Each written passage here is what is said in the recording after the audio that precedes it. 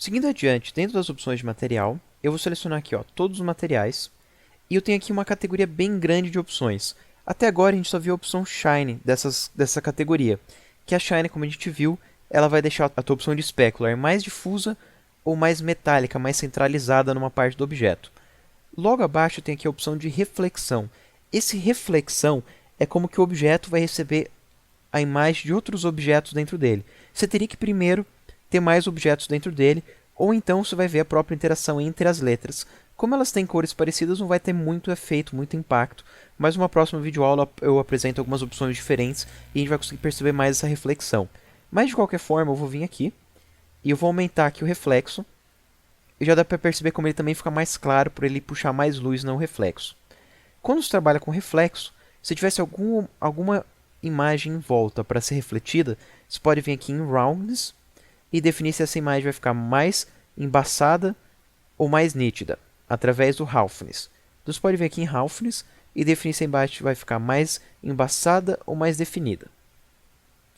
Então essas duas opções aqui, Reflection e Roughness, elas trabalham juntas. Para a gente conseguir perceber elas, eu vou fazer o seguinte, eu vou vir aqui em Environment, e vou vir aqui em IBL, e vou carregar uma textura. Então vou vir aqui em Replace Texture, e vou trazer aqui a própria imagem aqui de Marte. Clicar em OK. E agora eu tenho essa imagem afetando o meu objeto. Eu vou vir aqui em Color e vou diminuir um pouquinho, porque ela está muito intensa. E voltar aqui na malha. Vou selecionar todas as partes do objeto. Se eu diminuir aqui o reflexo, eu consigo perceber como ele vai ficando com menos interatividade daquele IPL sobre a imagem. E se eu aumento aqui o reflexo, eu consigo perceber aqui ele afetando o meu objeto. E daí se eu tenho aqui um roughness baixo ou alto, eu vou estar definindo aqui se a imagem é mais nítida. Dá para perceber principalmente aqui na abertura entre o R e esses detalhezinhos aqui como vai ficando nítido a textura. E eu até vou fazer o seguinte, eu vou diminuir aqui o Shine. E até vou deixar o Specular mais escuro também. Deixar a iluminação mais escura. E a gente consegue perceber mais agora no objeto o efeito do reflexo. E aí dá pra ver aqui as manchas do reflexo e tudo mais. E eu vou trazer aqui o reflexo mais alto ainda.